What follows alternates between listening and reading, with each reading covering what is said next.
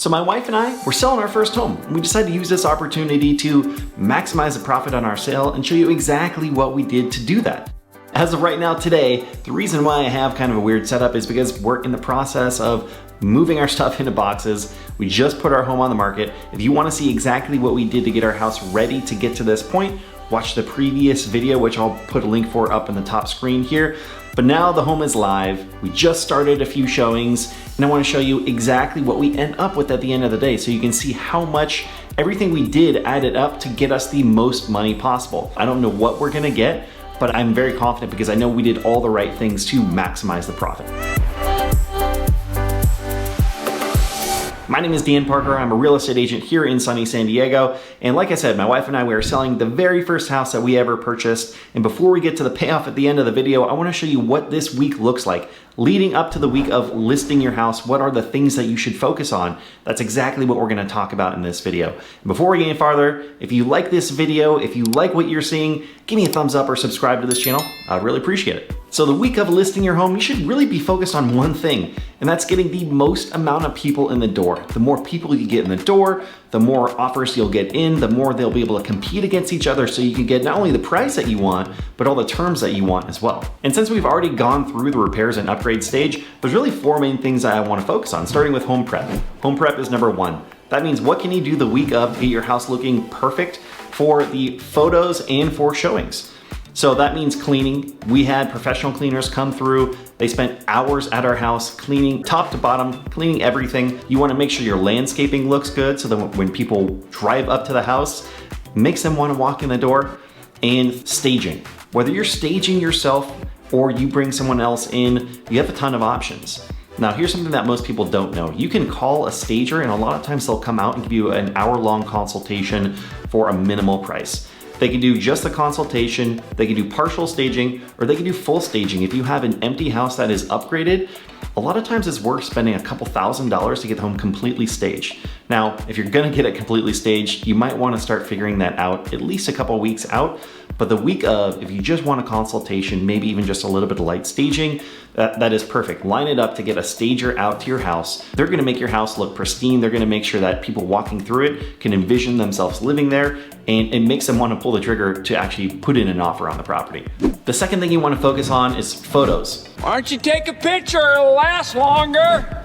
As I'm recording this, a news story just broke about a guy that had listed his own home, a $1.8 million property, and did not realize that you could see yourself in the mirrors when taking the photo. And yes, his package was out there on Zillow for everyone to see on his $1.8 million property. Oh, I wish I didn't see that. I know you're hearing me right now and you're thinking that's absurd, I would never do that. No, you wouldn't, but you would be surprised at how many $1 million plus properties are posted with just abysmal photos. And you have to realize over 90% of people are gonna first see your property online.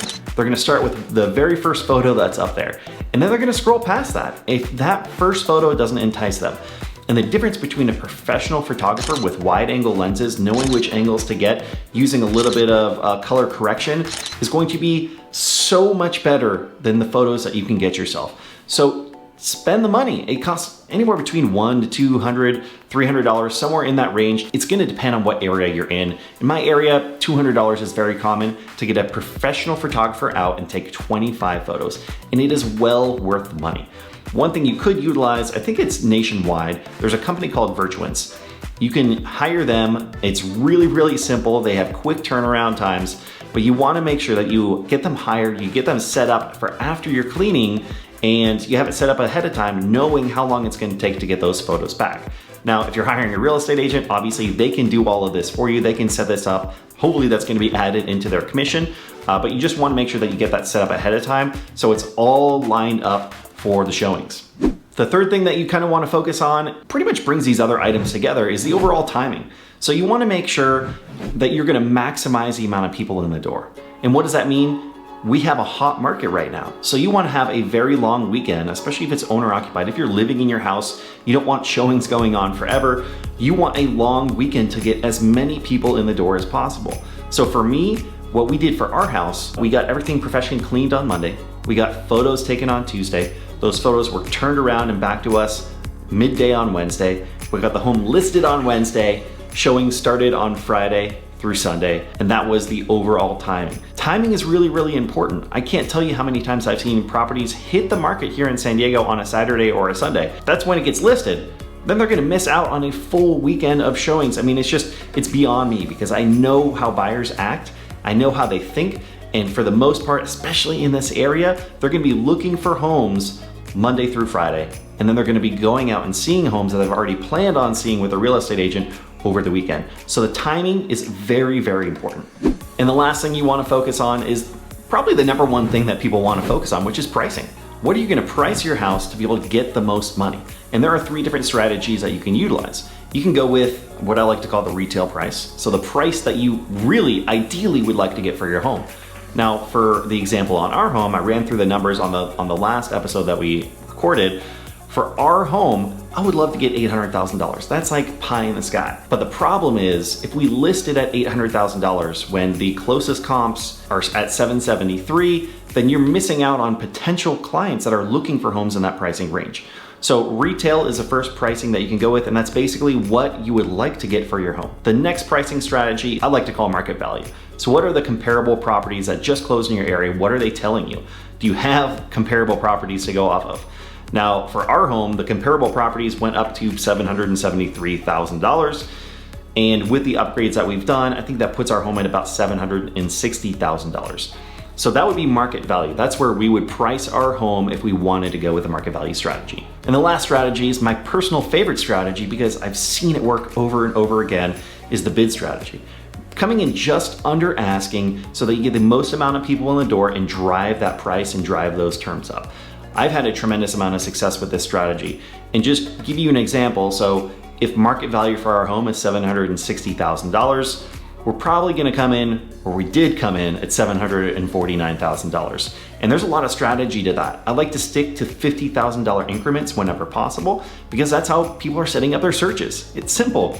If people are looking up to $750,000, then we're not even going to get an opportunity to get in front of them if we list it at $751,000. So why not hit all of those potential buyers? So if we market value 760, then 749 is what we come in at. And I know you're thinking, I get this question all the time, well, your pie in the sky is 800,000. If you're coming in at 749, is there really a potential of going that high? And the answer is yes. I mean, especially in the market that I'm in, going up an extra $50,000, if your strategy is right, if everything else you did is right, absolutely you can get up into that price range. And that's for 99% of properties, this is what I'm gonna recommend. All right, so now you're caught up on us showing and selling our home. Today is the first day of open houses. We had showings start yesterday, which was Friday. And one last thing I want to give you, one last piece of advice is with open houses. If you have a real estate agent, a lot of times they're going to ask you, do you want to hold an open house? And here's the dirty little secret about open houses is generally they're more beneficial for the agent than they are for the seller. And what I mean by that is an open house is an opportunity to meet potential new buyers that are interested in viewing other homes in the area that are not currently represented by real estate agents. So real estate agents a lot of times use open houses to get potential clients. Pretty sneaky, huh? Sure, you can absolutely get buyers of that property in on the open house, but the reality is most of the people that are qualified and are interested in your home are gonna be showing up represented with someone else or reaching out to the real estate agent to set up a private showing. But there is actually a really good way to utilize open houses. So the strategy I use is instead of a 2, 3, 4 hour open house, we do a 1 hour open house. Very, very short. And why is that? Because we want to drive as many people through as possible at the same period of time. You want the perception of demand to be a lot higher than it would over a long period of time because they're seeing multiple people come in and out of the open house. So that is what we've got going on today. Let's go have this open house. Well, you guys, it's 3 weeks later. We are finishing just getting the last items out of our garage, moving out of our house, closing in a couple of days here.